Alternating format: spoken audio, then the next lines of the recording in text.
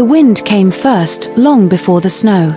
It howled across the wide valley like a spirit searching for warmth, weaving between the dead trees and sweeping over the rocks that once held life. Then came the cold, heavy and merciless, falling over everything like an invisible hand that squeezed the breath from living things. In the middle of this frozen wilderness, a man named Garok trudged through the deep white drifts, his fur cloak stiff with frost, his beard crusted with ice. Every exhale came as a white cloud that vanished too quickly. His hands, wrapped in animal hide, trembled from exhaustion as he carried the last of the firewood back to the cave. Inside, his small tribe, what was left of it, huddled close to the embers, their faces pale, eyes hollow. The last winter had taken many, but this one promised to be crueler. Garok could feel it in the air, the kind of cold that didn't just bite the skin but clawed at the soul. In this age, before walls or metal or words carved in stone, men and beasts shared the same fear of the dark. Food was scarce, and every creature fought to survive. The great herds had migrated south weeks ago, leaving behind only predators, the silent hunters whose yellow eyes glimmered beyond the firelight. Wolves. Garok had seen their tracks in the snow that morning, large, fresh, circling the camp. He knew what that meant, they were hungry too. And where hunger ruled, there was no mercy. He crouched at the mouth of the cave, squinting through the swirling snow. The forest below was a blur of white and grey, the trees bending under the weight of ice. Somewhere out there, the wolves waited. He could almost feel them, their eyes watching, their breath steaming in the night. Garok felt both fear and respect for them. They were everything he wanted to be: strong, fast, united. Men were weak now. The cold had broken them, scattered them. But the wolves, they endured. Always together, always loyal to their pack. A strange envy stirred in his chest as he listened to their distant howls echoing across the valley. That night, as darkness fell, Garok fed the last log to the fire. The flames hissed, fighting to stay alive. Around him, the tribe slept: 2 old men, 3 women, and a child. Their bodies pressed together, trying to steal warmth from each other. Garok lay awake, staring into the flickering light. He thought of the wolves again, of how they must be huddled in some den, bodies close, sharing heat. Nature had given them a gift men didn't understand: unity without greed, strength without cruelty. As the fire dimmed, a thought crept into his mind, wild and foolish. What if the wolves could help us survive? He almost laughed at it. Men feared wolves, they hunted them. But deep inside, something told him this winter would demand something different, something unthinkable. The storm outside thickened until the world seemed to disappear. Snow swirled like ghosts through the air, and the mountains groaned under the weight of ice. Garok rose quietly and stepped outside, the wind slashing at his face. He moved to the edge of the clearing, where the forest began. He crouched low and dropped a piece of meat into the snow, a small offering from their last kill. Then another, and another, forming a trail that led toward the dark woods. It was madness, he knew. But something in him, a wordless instinct older than fire, urged him to do it. He stood there for a moment, breath freezing in front of him, before turning back toward the cave. As he disappeared into the shadows, a pair of eyes opened among the trees. Golden, unblinking. A wolf. Then another. And another. They stepped forward silently, noses twitching, steam rising from their muzzles as they sniffed the meat. The largest among them, a grey-furred beast with scars across his snout, lowered his head and took a bite, never breaking his gaze from the direction of the cave. For a long moment, man and wolf were joined only by the wind, both cold, both hungry, both desperate to live another night. Inside, Garok lay awake, listening. The storm had swallowed every sound except for the faint crunch of snow outside. He closed his eyes and wondered if he had just saved his people or doomed them. As the wind howled like 1,000 spirits through the mountains, the first fragile thread between man and wolf was woven not through words or reason, but through the oldest language of all, survival. The next morning rose without a sunrise. The sky was a dull, grey emptiness, the kind that swallowed the sun whole. Garok woke before the others, the cold already biting his skin.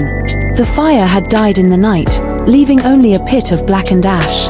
His breath came out in ragged clouds as he crouched beside it, trying to coax new life into the coals. Nothing. His fingers were stiff, his body heavy with fatigue.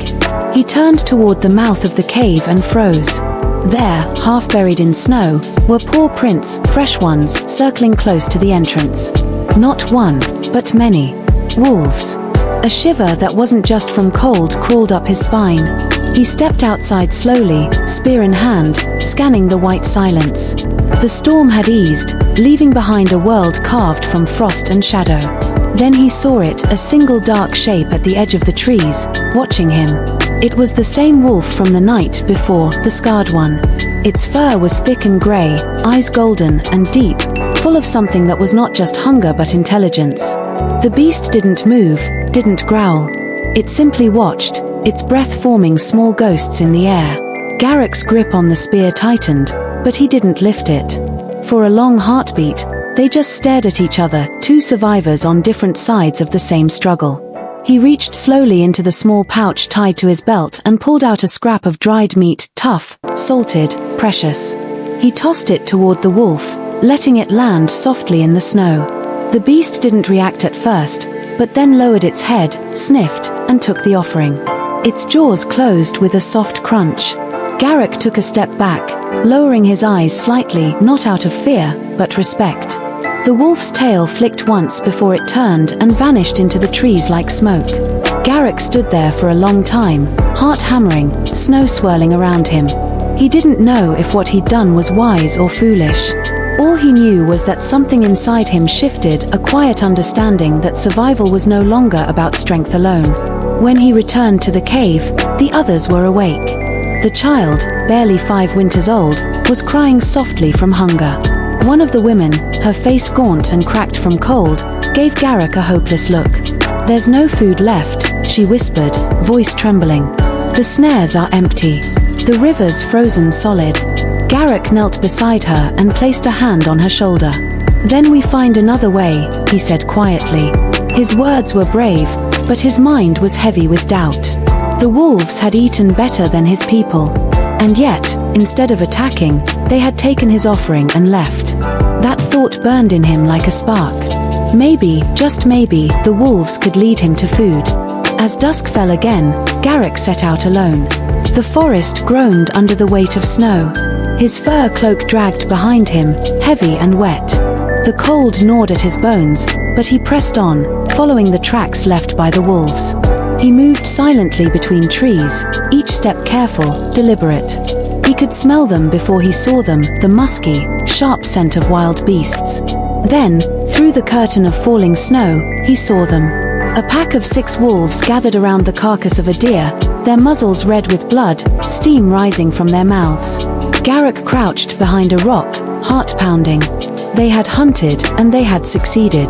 The deer was large enough to feed them all for days.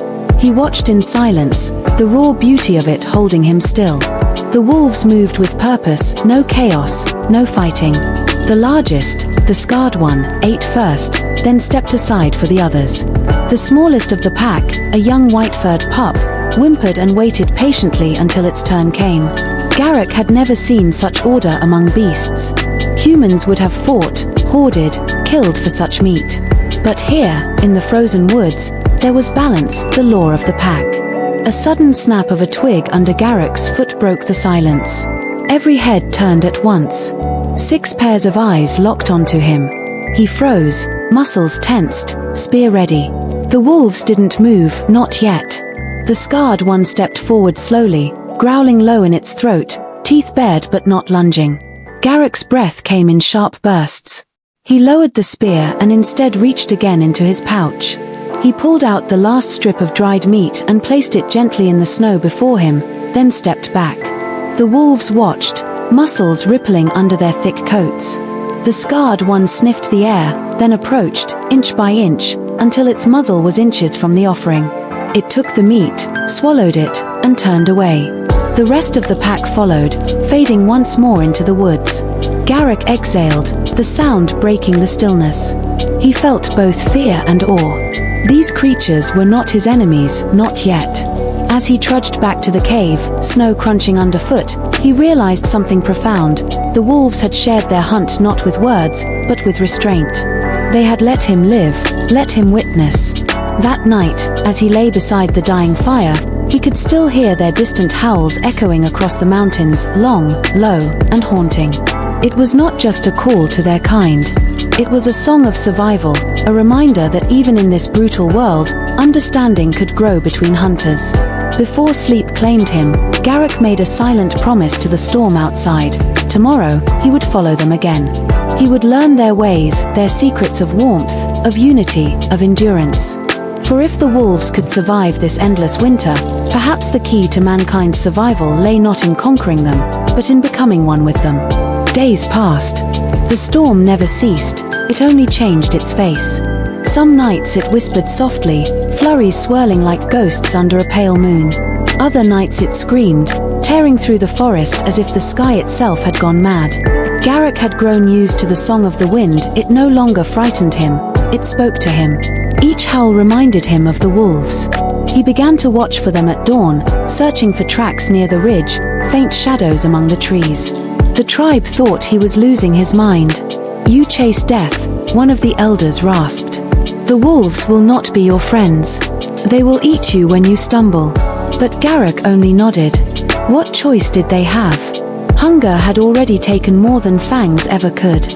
On the fourth night, desperation forced his hand.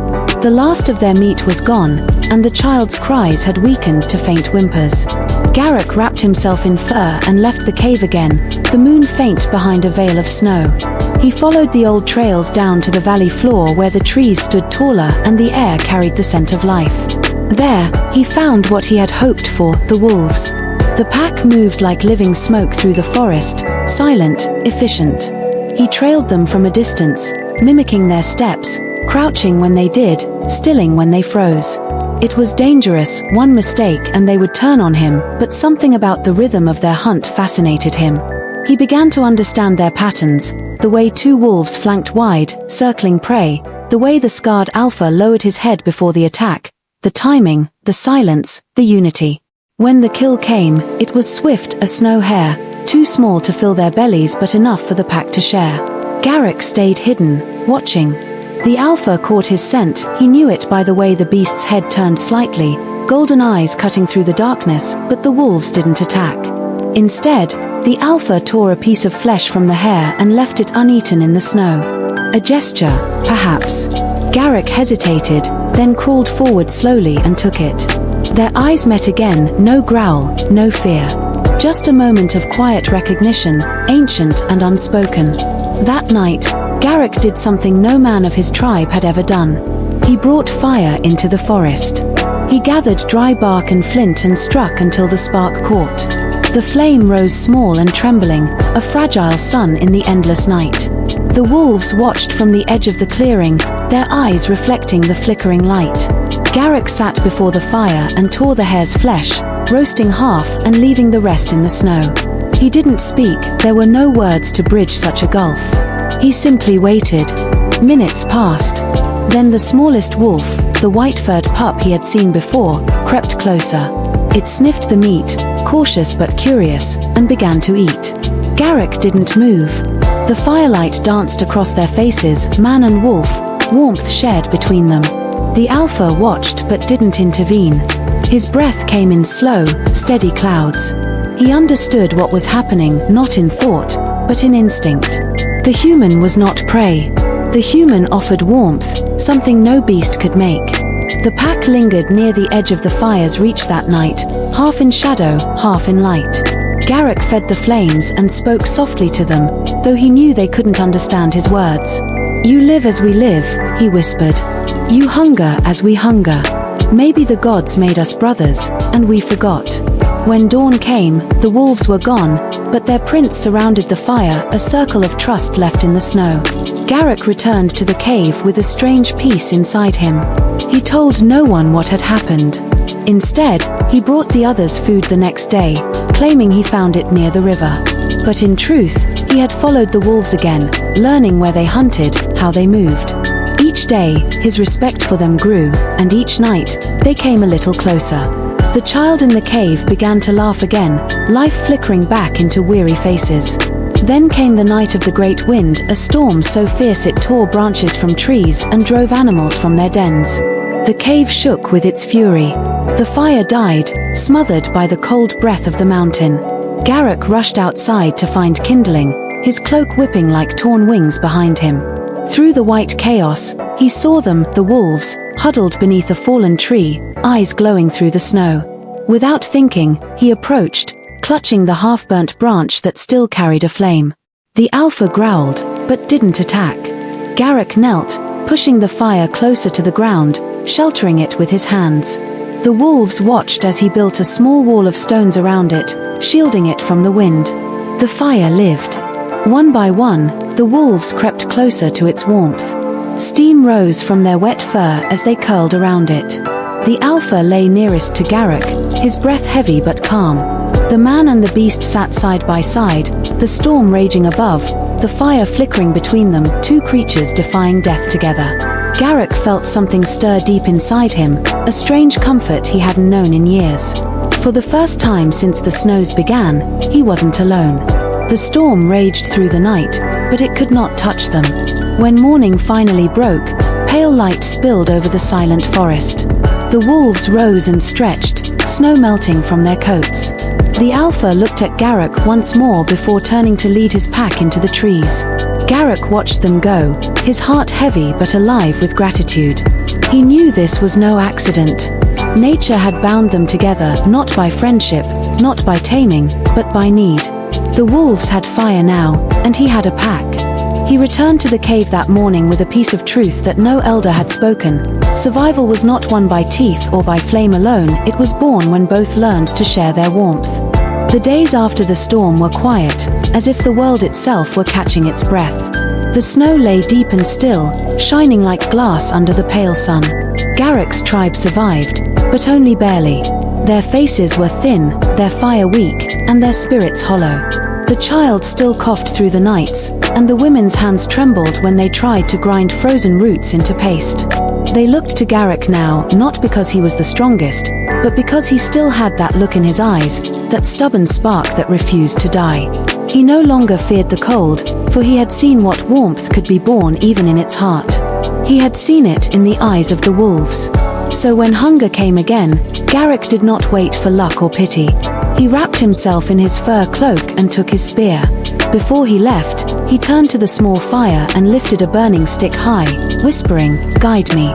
Then he stepped into the endless white. The forest seemed dead at first, silent except for the whisper of wind between the trees. But Garok knew better. The woods were always listening. Somewhere in that silence, something lived, watching, breathing, waiting. Hours passed. His legs ached from trudging through the deep snow. His breath came in short bursts, clouding the air. He found no tracks of deer or hare, only the marks of predators, wide pads, heavy claws. Then he heard it, a soft rustle, followed by a low growl that made his heart tighten. He turned slowly, spear raised. There they were, not the wolves this time, but a pair of dire cats, larger than any beast of his tribe had dared to face. Their fur was thick and striped with grey, their fangs long as knives. They prowled the edge of the trees, tails twitching. Garok's pulse thundered in his ears. He knew he could not outrun them. Then, from the opposite ridge, came another sound, a howl. Long, sharp, rising through the cold air like a blade of sound. Garok's eyes widened. The wolves had come. Out of the trees poured the pack, 6 shapes, swift and silent, their paws kicking up snow like smoke. The scarred alpha led the charge, his teeth bared, his growl a thunderous challenge. The dire cats hissed, their tails snapping. Garok didn't think. Instinct took over. He roared and lunged forward with his spear. The wolves attacked from the sides, a blur of motion and fury.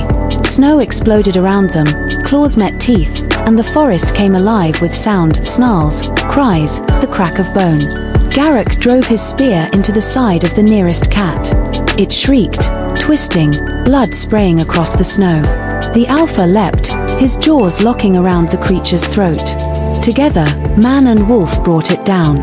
The second cat turned, slashing with claws that tore through Garok's arm. Pain seared through him, but before it could strike again, 2 wolves leapt onto its back, dragging it down. The fight was over in heartbeats. The snow lay crimson and steaming. The air trembled with the heavy breaths of predators who had survived together. Garok fell to his knees, chest heaving, blood running down his arm. The alpha stood before him, panting, muzzle red. For a long moment they stared at each other, not as enemies, not even as strangers. As equals. Garok lowered his head slightly, pressing his palm to his chest. "Brother," he whispered. The wolf blinked slowly, then did something that sent a shiver through Garok's bones. It stepped closer and touched its nose to his hand. A simple gesture, yet in that moment, something ancient and eternal was born. They feasted together that night. The fire burned bright in the clearing, its glow casting long shadows against the snow. Garok roasted the meat, while the wolves tore their share from the carcass. Steam rose in the freezing air. The younger wolves lay curled near the fire, their eyes half closed in warmth. Garok felt no fear anymore, only wonder. He realized that the fire that once kept the beasts away now drew them near. It was no longer a barrier between species, but a bridge between them. As the flames danced, Garok watched the alpha, the scarred leader, lift his head and look toward the dark mountains beyond. The pack would move soon, the scent of new prey or shelter would call them. But Garok didn't want this night to end. "We hunt," he said softly, his voice almost lost in the crackle of fire. "Together." The words meant nothing to them, yet something in his tone carried understanding. The alpha gave a low, rumbling sound, not a growl, not a threat, and turned his gaze back to the fire. When dawn came, Garok rose with the wolves. The air was sharp and clear, the snow glittering under the first touch of sun. The pack moved out, and for the first time, Garok followed without fear. He learned their signs, a twitch of the tail that meant danger, a flick of the ear that meant prey nearby. They hunted not for glory but for survival, each move a dance of precision. Garok mimicked them, crouching when they crouched, waiting when they waited. When they struck, he struck too. The forest soon learned to fear the union of fang and spear. Days turned into weeks. The bond between Garok and the pack deepened until the wolves no longer shied away from his scent. The young white pup often followed him closely, tugging playfully at his fur cloak. The alpha allowed it, watching with calm, knowing eyes. Sometimes, when the moon was high, Garok would sit beside them and raise his head to the sky, letting out a rough, uncertain howl. The wolves would answer, their voices blending with his man and beast singing the same song to the stars. Back at the cave, the tribe could hardly believe what they saw. Garok would return each time with fresh meat, elk, hare, even fish pulled from cracks in the ice where the wolves had chased them. The tribe ate, the fires grew, and for the first time in many moons, laughter returned. The old men stopped calling Garok mad. The women whispered that the gods had chosen him. The child, small and wide-eyed, called him Wolf Brother. And Garok, though he said nothing, felt something deep inside him awaken, a purpose older than language, older than fear. The wolves began to linger near the cave at night, resting in the hollow below the ridge. Their howls became a part of the tribe's dreams, a sound no longer of dread, but of guardianship. They had found warmth together, not just from fire, but from trust. Garok knew the world would never be the same again. The winter had taught him that strength was not the roar of domination but the quiet power of unity. The wolves had given him more than food, they had given him a future. Winter loosened its claws slowly, unwilling to surrender.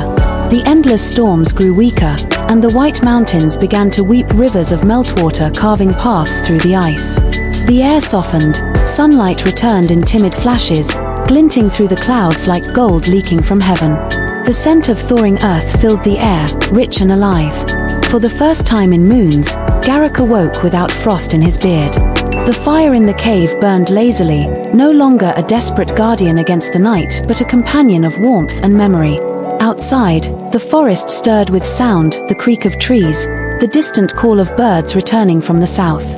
Life was crawling back. Garok stepped out into the morning, his breath mixing with mist, his fur cloak heavy but no longer stiff with ice.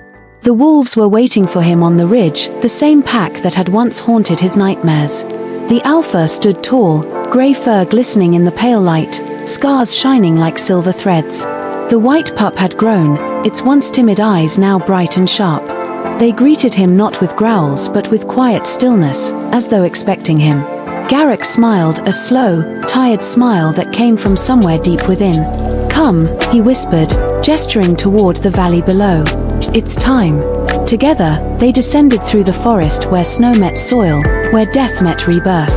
Garok had come to understand the wolves' world, the rhythm of the hunt, the language of body and breath, the meaning of silence. They had taught him patience, loyalty, and the quiet courage of the pack. And he, in return, had shared the gift of fire. Many nights, they had sat together under the pale moon while flames danced between them, a strange tribe of two kinds, united not by words but by need. The wolves had learned not to fear the fire's light. They rested near it now, their fur glowing amber in its warmth. And Garok had learned not to fear the dark. When the thaw came fully, food returned to the valley: deer, hare, even birds that nested in the cliffs. Garok hunted with the wolves, but not out of hunger alone. There was joy now in the chase, a harmony of movement and instinct that no man alone could know. He no longer felt apart from nature, he was inside it, moving as one heartbeat within the living earth. The tribe, once half dead and broken, thrived again. The child laughed in the mornings, chasing after the white pup that often wandered near the cave. The women no longer looked at Garok with fear, they saw in him something greater, a bridge between man and the wild. The old ones spoke his name with reverence, saying he had tamed the spirits of the forest. But Garok knew better. He had not tamed them, he had listened.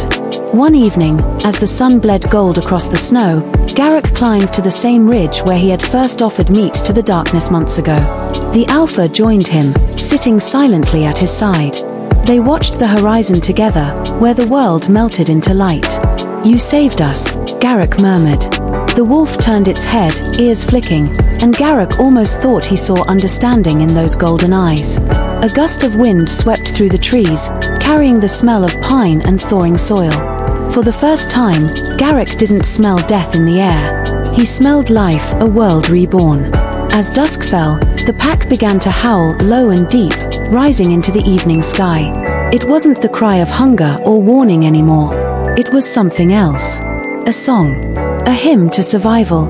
Garok lifted his head and joined them, his voice rough and human yet perfectly in rhythm with theirs.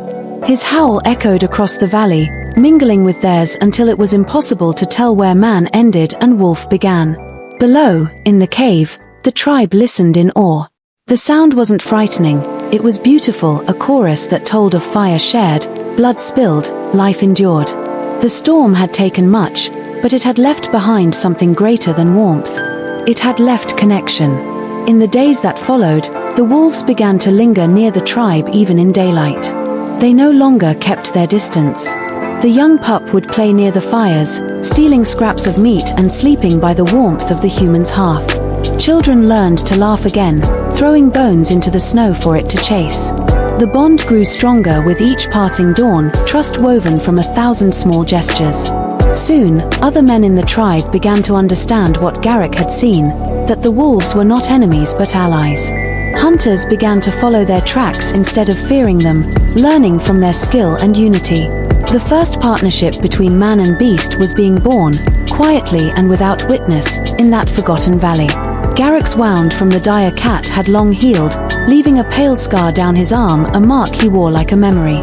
Sometimes, as he sat by the fire with the wolves nearby, he would trace it with his fingers and smile faintly. The old fear that had once ruled his heart was gone. He had faced the wild and found not a monster, but a mirror. Humanity and the wolves shared the same truth. Alone, they were fragile. Together, they were unstoppable. When the first full spring finally came, the ice melted from the cave's mouth, and the valley burst into green. Flowers pushed through the wet earth, birds filled the sky, and rivers sang once more. Garok stood at the mouth of the cave, the child at his side, the wolves gathered behind him. He closed his eyes and felt the sunlight on his face, soft, forgiving, alive. He turned toward the Alpha, who watched him silently, tail flicking once in the warm breeze. "We will remember," Garok said softly. The wolf gave a slow blink, as if in answer. Then, with a final look, the pack turned and trotted toward the forest, disappearing into the mist. Garok watched them go, his heart full yet strangely calm. He knew they would return not as beasts of the wild, but as companions of man. A new chapter of the world had begun, written not in words but in the bond of survival, trust, and shared fire. As night fell over the reborn earth, Garok sat beside the flickering flames, the same fire that had once kept him alive through endless winter. He whispered into the wind, "We are one pack now." And far off in the dark, a single howl rose in answer, long, clear, and filled with the memory of the cold that once tried to kill them both. And thus, in that frozen age of stone and silence, when man and beast stood on the edge of extinction, a spark of friendship was born, the first warmth of a story that would outlive ice, storm, and time itself.